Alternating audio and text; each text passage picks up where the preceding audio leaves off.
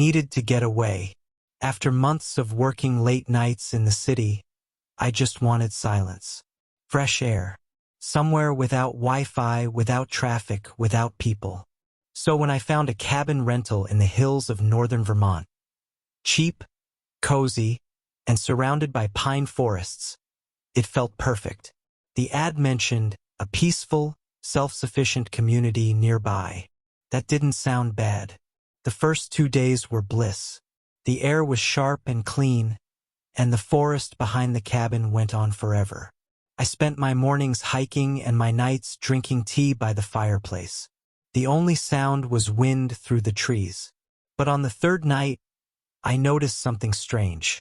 Around midnight, all the crickets stopped chirping. Complete silence. Then faintly a single note. It sounded like someone humming, far away. A low, steady tone that rose and fell, almost like a chant. I thought it was my imagination, until I saw the light. Through the trees, about half a mile away, small orange glows moved in a slow circle. Torches. Maybe campers, I figured. But the movement was too precise, like they were walking in formation. I shut the curtains and tried to forget it. The next day, I stopped by the general store in the nearby town, Coldwater Ridge. The place was small, one road, a diner, and a gas station. Everyone seemed friendly enough, though a little quiet. When I mentioned the lights in the woods, the cashier froze. "You didn't go closer, did you?" she asked. I laughed it off. "No, just saw it from a distance." She lowered her voice. "Stay inside at night. Don't look out your windows if you hear anything. They don't like being watched." I asked who they were, but she just shook her head. "They don't have a name. Around here, we call them the Hollow Ones." Before I could press her, an old man in line behind me muttered, "Best forget what you saw." His hands were trembling. That night, I double-locked the doors. But I couldn't stop thinking about what they'd said. Around 1 a.m., I heard the humming again. Louder this time, closer. I peeked through the blinds. Across the clearing, at the edge of the forest, there were figures. Maybe 10 or 12 of them, dressed in long, pale robes that seemed to blend with the moonlight. They stood perfectly still, facing my cabin. My heart stopped. After about a minute, they all turned in unison and disappeared into the trees. In the morning, I found footprints, bare, human, pressed deep into the mud. The weirdest thing? Each one was shaped slightly wrong, like the toes had been fused together. I drove into town again, but it felt different. The same people were there, but no one would look me in the eye. The cashier from before was gone. The diner was closed, though I could see silhouettes moving inside. I tried calling the rental owner. No signal. My GPS stopped working too. That evening, I packed my things.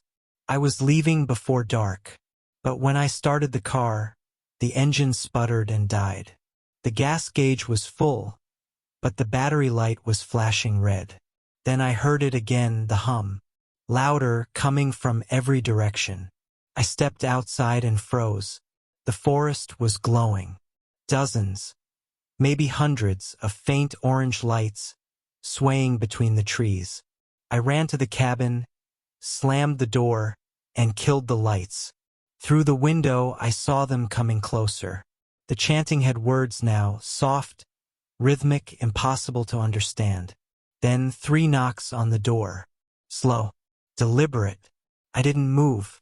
Another knock, louder. Then a whisper, right against the wood.